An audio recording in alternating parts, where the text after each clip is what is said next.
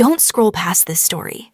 Because in a quiet hallway of a bustling hotel, pushing a cart full of towels and half-spilled shampoo bottles, walks a woman who could teach the world what leadership truly looks like. Her name is Teresa. She wears a faded burgundy uniform, patched in places the name of the hotel barely visible on the stitched pocket. She is in her late 50s, her hair pulled tightly into a bun, and her shoes scuffed from years of service. Every morning before dawn, she slips into the city, unnoticed, entering side doors and freight elevators.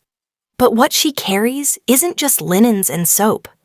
It's grace, dignity, quiet power. Today, like every day, she begins with room 213. The couple inside barely acknowledges her. She greets them with a smile anyway, her voice soft but steady. She wipes surfaces, straightens curtains, replaces tiny coffee packets. Everything she does is precise, almost sacred. But Teresa is not just cleaning rooms. She is taking notes. She is listening. She is watching. Down the hallway, a new girl drops her mop bucket and begins to cry. Teresa is there in seconds. No judgment. Just a gentle touch on the shoulder and a whispered, "You're going to be okay." And the girl believes her. Because Teresa speaks with a kind of calm that only comes from surviving chaos. No one knows Teresa used to be a teacher in her hometown in El Salvador, that she fled violence with nothing but her children's birth certificates sewn into the lining of her coat. No one sees the late nights she spends studying English or the way she writes "Led with Love" at the top of every grocery list. She is invisible to most, but not to those who need her. Not to the ones who are lost in this country or in life and need someone to tell them they matter. This is not just a story about a housekeeper. It is the story of a leader. One who never asked for a title, but earned one anyway. Stay until the end. Let her change your idea of power. Room 407, Teresa's least favorite.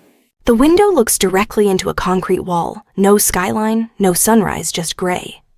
It reminds her too much of the refugee shelter she once lived in, where light barely reached and hope felt miles away. But she cleans the room with care anyway, fluffs the pillows, aligns the towels. She places a sprig of lavender on the nightstand like she always does. A small rebellion against bleakness. Today, the guest in 407 is an elderly woman traveling alone. Her luggage is neat, her shoes aligned. Teresa Knox enters and says, "Buenos dias." The woman doesn't respond. She just sits by the window staring at the wall. Teresa feels something stir, not pity recognition. Later that afternoon, she returns with a paper flower she made from a room service receipt. She leaves it on the woman's pillow with a note. Just because there's no view doesn't mean there's no beauty. The next day, the guest is gone. But on the dresser is a small card. "Thank you. I came here to say goodbye. You reminded me to say hello again instead." Teresa folds the card and places it in the back of her prayer book. She may never know what difference she truly makes. But her quiet acts ripple outward, reshaping lives like water carving canyons.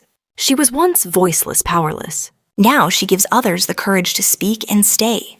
Beneath the humming of industrial dryers and the rhythmic clatter of rolling laundry bins, there's a kind of sanctuary. It's not a church or a chapel, but for Teresa, the hotel's laundry room is sacred ground. It's here during her short break between cleaning floors that she gathers the other housekeepers' immigrant women from Honduras, Guatemala, Mexico, Vietnam. Some speak English haltingly, others barely at all. But with Teresa in the center, they understand one another. They sit on overturned buckets and crates of folded sheets. A plastic clock ticks on the wall. Teresa opens a tattered notebook she keeps tucked inside her locker and begins. Today's word is dignity, she says, writing it with a thick blue marker on cardboard torn from a detergent box. She teaches them English not with grammar charts or rules, but with stories. She acts out hotel scenarios, role plays guests complaining, then shows them how to respond confidently. Look them in the eye, she says. You are not invisible. You are not small. At first they are shy, but soon laughter fills the steam-scented air. They clap for each other when someone uses a new word. They practice saying phrases like, "I'm capable," and "I deserve respect." No one in management knows these meetings happen. No one sees how a housekeeper is shaping women into advocates, into sisters, into leaders. Teresa is not paid for this. She doesn't ask for permission. She simply understands if she has a light, she must share it. By the end of the session, one of the younger girls, Marisol, raises her hand. "Can we meet again tomorrow?" she asks. Teresa smiles. "Of course, mija. Every day if we must." They go back to their carts and vacuum lines. But something is different. They walk a little taller, because someone believes in them. In the staff break room where vending machines hum louder than conversation, and the clock seems to tick backward, Teresa sits with her modest lunch rice beans and a small banana wrapped in foil. The other workers eat in silence, heads down, eyes tired. But today is different. Marisol, the youngest among them, glances up from her phone and asks Miss Teresa, "How do you stay so calm?" The question hangs in the air like steam from a kettle. Teresa places her spoon down. Her hands are rough, her nails short, but there is a softness in her eyes. "I wasn't always calm," she says. "Once I was full of fire. But fire can burn or warm it, depends on how you hold it." Someone laughs lightly, another nods. The room begins to shift. She tells them about El Salvador, not the politics, not the violence, but about the school where she taught math under a leaking roof. She speaks of dreams once spoken in whispers of walking miles to deliver lessons written on the backs of cereal boxes. The women listen. They lean in not just toward her voice, but toward her experience, toward the gravity she carries. For a moment, the walls of the break room dissolve. They are no longer invisible maids or workers with numbers on punch cards. They are women with stories, with courage, with flame. Teresa opens a notebook from her tote bag. Inside are English words she's practiced written phonetically in the margins. She hands it to Marisol. "You want to learn? I'll teach you." And just like that, a leader is not born, but revealed. One voice steady in a sea of silence. One woman building a quiet army of strength. The rain lashes hard against the hotel's glass entryway. Guests hurry through the lobby, shaking umbrellas and demanding towels. Outside, the city groans under the weight of a summer storm. Inside, Teresa moves with purpose, mop in hand, drying puddles no one else notices. But inside Teresa, a different storm brews. Her son, Mateo, hasn't returned her messages. It's been 3 days. He lives 2 states away working night shifts in a warehouse. He's tough, she tells herself. Like her. But a mother's heart doesn't quiet with logic. She wipes the floor near the concierge desk, then excuses herself to the supply closet. It's the only place in the building where she can cry unseen. And she does, only for a minute. One hand on the shelf of clean linens, the other covering her face, she breathes through the ache. Then she fixes her hair in the reflection of a spray bottle, squares her shoulders, and steps back out. Later that day, a coworker, Luis, tells her his landlord raised the rent again. He doesn't know what to do. Without skipping a beat, Teresa opens her notebook. Inside is a flyer from the tenants' rights group she visited last month. She passes it to him. "You're not alone," she says. Luis's eyes widen. "Where did you find this?" Teresa smiles. "You'd be surprised what you find when you start looking." That night she walks home through puddles soaked to the bone, but humming softly. Her phone buzzes. A message from Mateo. "Sorry, Ma, I've been working doubles. I'm okay. Love you." She stands still for a moment, beneath the dripping trees, the city's hum in her ears, the text warm in her palm. She's not just cleaning rooms. She's holding up worlds. Teresa keeps a small spiral notebook in her apron pocket. The cover is worn corners, curled the pages soft from years of turning. It's not for cleaning checklists or supply tallies. It's for something far more powerful. Inside are names, not just guests or coworkers, but people, real people. And next to each name, notes only a heart like Teresa's would think to write. Luis, worried about rent. Ask tomorrow if he talked to the housing rep. Mara, Mrs. Home, bring her tamales next week. Mr. Patel in 612, cough sounded worse. Leave ginger tea bag. These aren't obligations. They're her compass. Her quiet way of keeping track of souls in a world that forgets them. One evening during a staff meeting in the basement, management announces that layoffs may be coming. The room tightens. Fear sets in. Whispers fill the space like smoke. But Teresa raises her hand. "Before any decisions," she says in calm but clear English, "I think we should talk." As people, silence, then nods. She organizes an after-hours gathering, not a protest, a conversation. In the break room over instant coffee and folding chairs they talk. Housekeepers, kitchen staff, bellhops, their fears, their needs, their ideas. It is Teresa who speaks last. "We are not disposable," she says. "We are the bones of this building. Let's remind them." The following week, hotel management adjusts course. No layoffs. Instead, a listening panel is formed. They invite Teresa to sit on it. She doesn't boast, doesn't even tell her children. But in her notebook that night, underlined twice, she writes, "Spoke up, stayed kind, made space. That is leadership." It's a rainy Tuesday, the kind that soaks through your shoes and settles in your bones.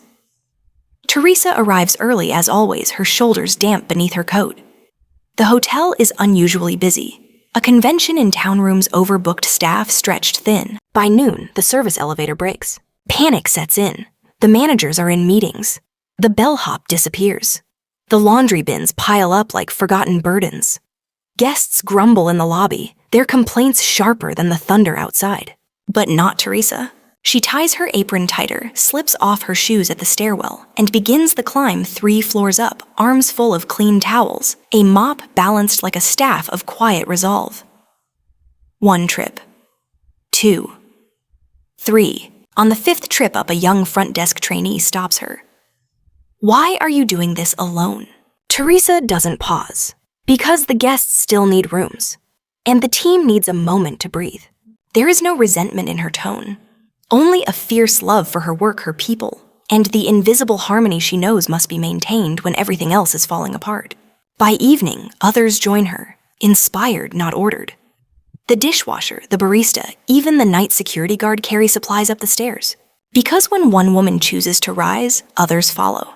That night, as the rain lightens and the sky begins to clear, the general manager pulls her aside. "We see what you do," he says quietly. "We just haven't known how to say thank you." Teresa smiles, "Then show them, not me." And just like that, she continues on to room 519, feet aching, but heart steady. Because her kind of leadership doesn't rest in applause. It rests in action. It's just after lunch when the front desk rings the staff room. Teresa is folding towels, humming softly to herself. The receptionist sounds flustered. A guest has collapsed in room 305. An ambulance is on the way, but no one's reached the woman's family yet. "Can you stay with her?" they ask.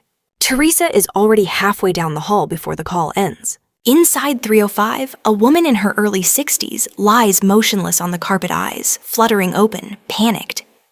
Teresa kneels beside her, whispering in both English and Spanish, "You're not alone. I'm here." She holds the woman's hand as if it were her own mother's, brushes back her hair. She keeps speaking softly, words not meant to fix, but to comfort. The paramedics arrive and take over.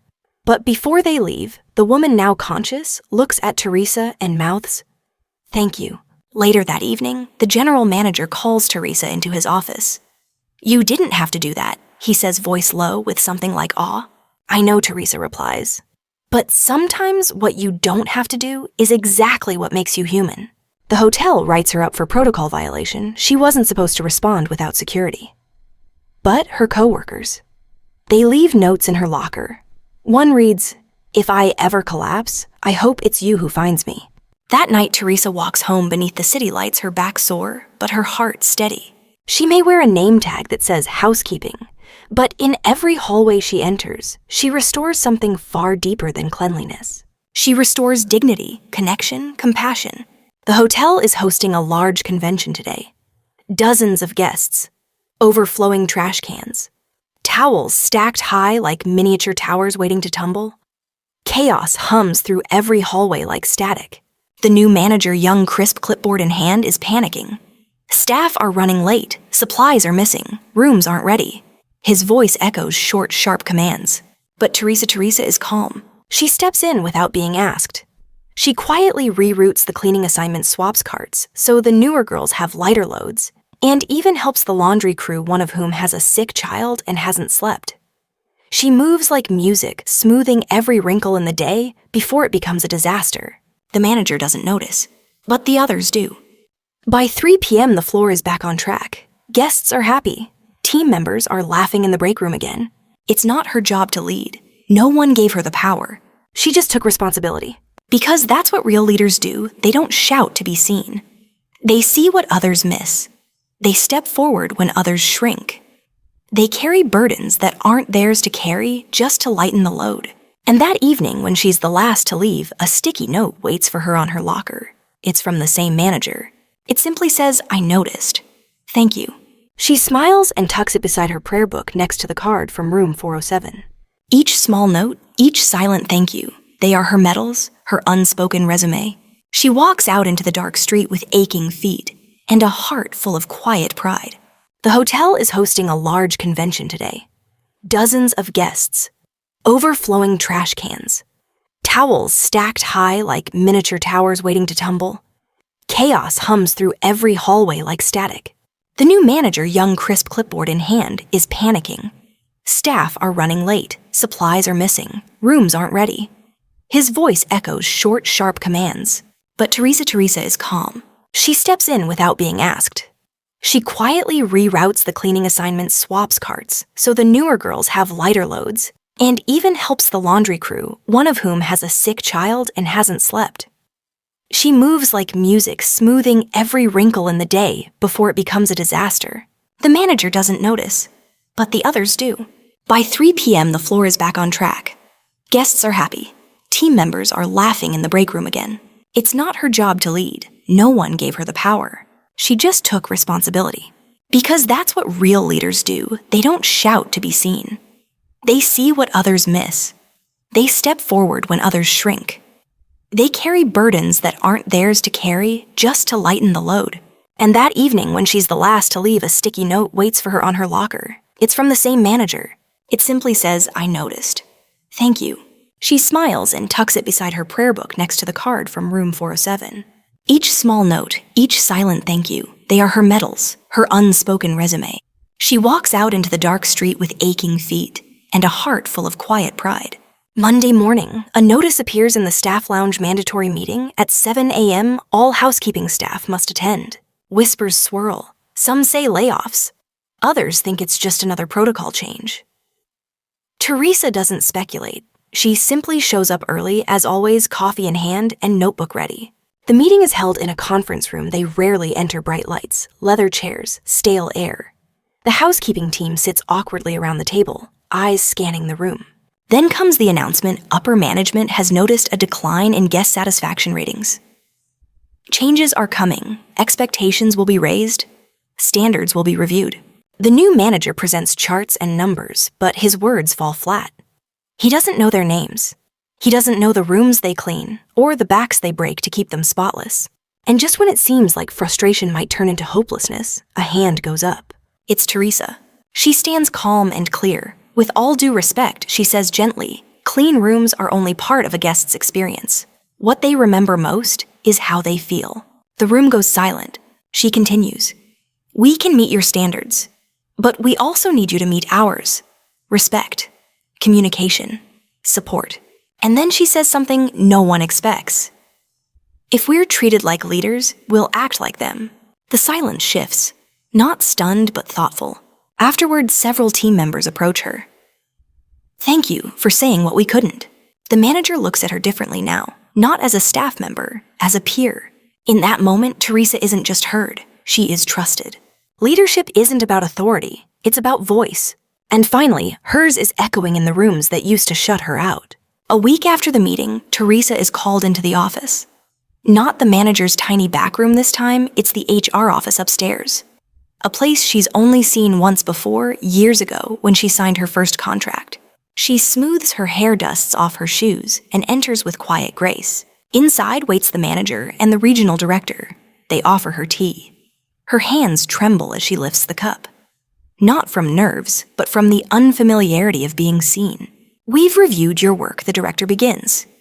"Your leadership, your impact on the team." Teresa nods politely. "We'd like to offer you a supervisory position. Full-time with a raise and benefits." Her heart stutters. She should be thrilled. But a flicker of uncertainty passes through her. "May I ask?" she begins carefully. "Will I still be with my team?" The director tilts his head. "You'd have your own office. Fewer rooms to clean, more planning, less hands-on." Teresa looks out the window. Down below, she sees a housekeeper kneeling to comfort a coworker near a laundry cart. A scene so familiar it tugs at her soul. She turns back, her voice gentle. "Thank you. But leadership isn't about titles for me. It's about people. I'd rather keep walking the halls, side by side with those who are still finding their voice. The room goes silent. She politely declines the promotion. Later, she tells no one, not out of secrecy but humility. She doesn't need the office. She already holds something far greater: respect, purpose, and the unwavering loyalty of everyone who walks beside her. Word gets out anyway, not from Teresa but from the others. A janitor named Louisa tells the break room how Teresa turned down a title to stay among them. "That's real power," she whispers. The story spreads quietly like steam from a warm iron. One person tells another, and soon staff from other departments are greeting Teresa with a nod that means more than words. One afternoon, a young intern named Carla seeks her out. "Ms. Teresa," she asks shyly, "I heard about what you did. I just wanted to say thank you for reminding me that leadership isn't about climbing, it's about standing firm." Teresa smiles, placing a gentle hand on the girl's shoulder. "And don't ever let anyone rush you up a ladder if your heart belongs on the ground floor." Meanwhile, management notices something unexpected. Productivity rises, turnover decreases, morale improves. They commission a consultant to figure out why. His report is short, 3 words circled in red: trust in Teresa. One Friday, the CEO visits unannounced, not to inspect, but to observe. He watches Teresa walk the halls, laugh with the laundry team, translate an upset guest's complaint into calm understanding, console a young man crying over the phone to his mother. At the end of the day, the CEO stops her by the elevator. "I understand now," he says. "We've built this hotel on pillars. But you're the foundation." Teresa bows her head. "I'm just a housekeeper." "No," he says, "you're a compass." That night she walks home in the rain, but her steps are lighter than ever. The next Monday morning, Teresa arrives to find something unusual waiting for her. A folded linen apron, perfectly pressed with her name embroidered in gold thread. It's not from the hotel. It's from the team. Underneath it, a card to the one who showed us how to lead without leaving. Teresa holds it to her heart, and for the first time in years she cries. Not out of sorrow, but out of belonging. In the weeks that follow, small changes ripple through the hotel. The break room, once cold and cramped, is transformed with new chairs and fresh flowers. Not because anyone lobbied for it, but because Teresa made the staff visible. The suggestion box long ignored is now checked weekly and responded to personally. Housekeepers are no longer introduced by job titles, but by names. Guests start to recognize the same smiling faces and even ask for them by name. And slowly, the hotel's online reviews reflect something deeper than service ratings. Words like warmth, humanity, family start to appear. One day, Carla the intern, now a full-time staffer, organizes a surprise staff appreciation lunch. At the front of the room, they place Teresa's apron framed with a simple plaque. "Lead with heart." Teresa takes no credit. She simply continues, folding towels, speaking softly, lifting spirits. And everywhere she steps, the floor seems a little steadier. On a quiet Sunday morning, Teresa walks through the now familiar lobby. The polished floors shine with the reflection of a new day. Everything is clean, prepared, and calm. She's early as usual, but today isn't about work. It's about memory. She stops near the front desk, where an old photo hangs taken decades ago. In the corner of the image, a younger Teresa can be seen in her first hotel uniform, half smiling, holding a vacuum cord. Now she's here to meet someone. Carla enters the lobby beaming with her own pressed uniform and a clipboard in hand. "Ready for orientation?" she asks. Behind Carla trails a group of 5 new hires housekeepers, mostly women, some nervous, some curious. Teresa nods and takes her place beside Carla. But instead of speaking first, she gestures to Carla. "It's your turn," she says softly. Carla steps forward and begins, her voice strong. "Welcome to your new home. Here we don't just clean rooms, we lift hearts. We see one another. And most importantly, we lead with care." Teresa watches with quiet pride. When the tour ends, one of the new hires, a middle-aged woman with calloused hands, asks Teresa, "You've been here a long time." Teresa smiles. Long enough to know that the strongest leaders are the ones who never stop listening. Outside, the sun rises higher. Another day begins. And Teresa, now content in the background, knows her legacy doesn't rest in applause. It lives in others who now carry the light forward. Years pass, but Teresa remains steady as ever, a soft heartbeat beneath the hotel's daily rhythm. She no longer needs to lead every meeting or greet every guest. Her influence lives in quiet rituals, the way towels are folded with intention, how laughter echoes in break rooms, how staff pause to ask, "Are you okay?" and mean it. One autumn afternoon, a new director is appointed. Young, eager, full of spreadsheets and strategy. He schedules a town hall with the staff planning to inspire fresh energy. As the team gathers, murmurs fill the room. Will things change again? Will the warmth fade? The director begins with numbers, budgets, goals, metrics. But then he pauses and says, "Before I go further, there's someone I need to thank." He gestures to the corner. Teresa, dressed in her usual crisp uniform, sits quietly unaware. I read every report, saw every review, heard every name. But one kept coming up. One story kept surfacing, always attached to hope, to calm, to unity. "Teresa, would you join me up here?" The room erupts in applause. Teresa walks slowly, modestly, eyes lowered. When she stands beside him, he says simply, "You're the reason this place became more than just a business. You built a culture with your hands, your heart, and your voice." He hands her a small box.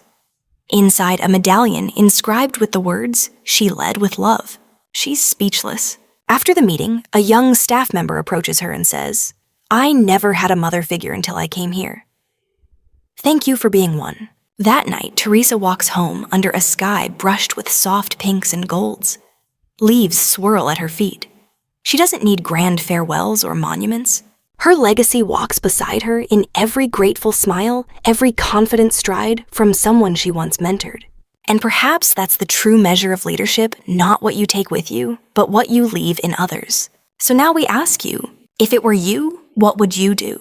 Would you chase titles or choose to lift others quietly?